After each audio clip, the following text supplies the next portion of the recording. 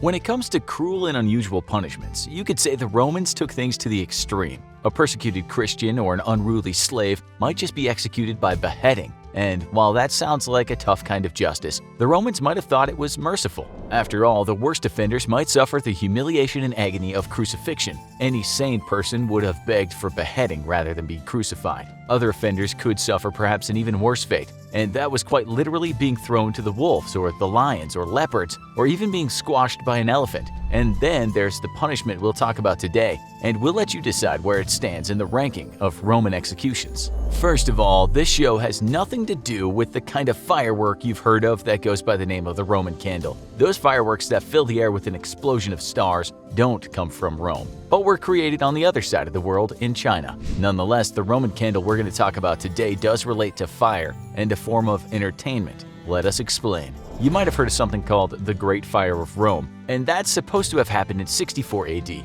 This destroyed large parts of Rome and entire neighborhoods went up in flames. Nobody knows exactly how it started, but it's generally thought strong winds carried the flames through the narrow streets lined with many timber dwellings. The emperor at the time was a man named Nero, who has gone down in history as perhaps Rome's most villainous character. Some Roman historians wrote about how tyrannical and corrupt this man was, as well as deranged at times. Past and present historians disagree as to the validity of just how crazy this man was, and also what part he had in the fire. Some accounts of the fire come from Roman historians who weren't actually there for the thing.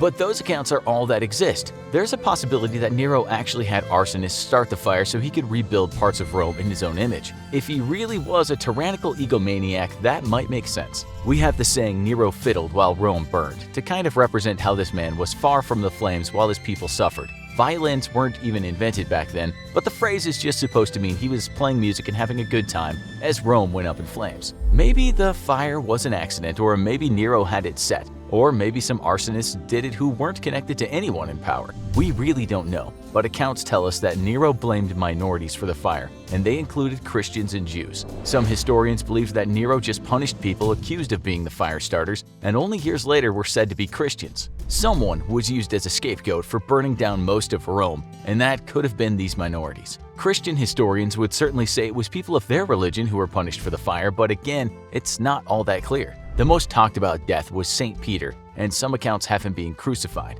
He became a martyr by the hands of Nero, but this was written years after the fact. St. Paul, in some accounts, was beheaded for the fire, and in one legend, his head bounced 3 times, and each time water erupted from the place it hit. So these were allegedly 2 of Nero's victims after the fire, according to some stories. We apologize for not being able to tell you exactly what happened, but many things have been written and historians and theologians will disagree over the matters today. Some say Christians were never even discussed by Roman historians at the time, while others say at the time of the fire it's not clear Christians even thought of themselves as Christians. A Roman historian named Tacitus wrote about Nero's wrath after the fire, but again, this was many years after the fact. He wrote that a lot of Christians were being rounded up and then interrogated, after which some suffered the worst kind of death. Being covered in animal skins and then ripped apart by dogs was one of them. That historian wrote, Nero fastened guilt and inflicted the most exquisite tortures on the Christians who were hated for their abominations. We might not have clarity as to exactly which people and groups were blamed, tortured, and executed after the fire, but most agree Nero did meter out some nasty punishments.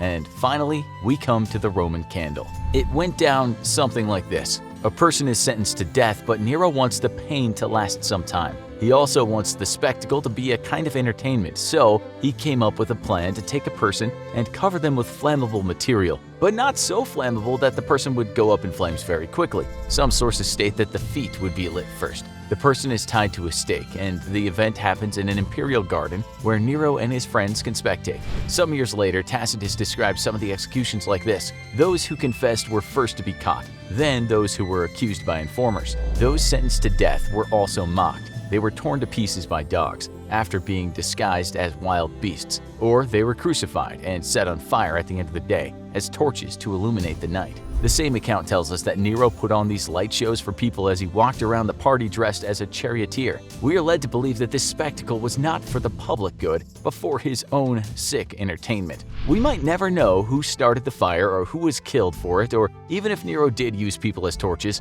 There's a painting that depicts the event that was called in English Nero's Torches, although that wasn't painted until 1876. If you like this video, well, maybe like isn't the right word, but we hope you found it interesting. And if you did, then we've got 2 more videos picked out specifically for you. Click on the one over here or the video linked over here for more great episodes of the Infographics Show. You've got to click one though, so do it now.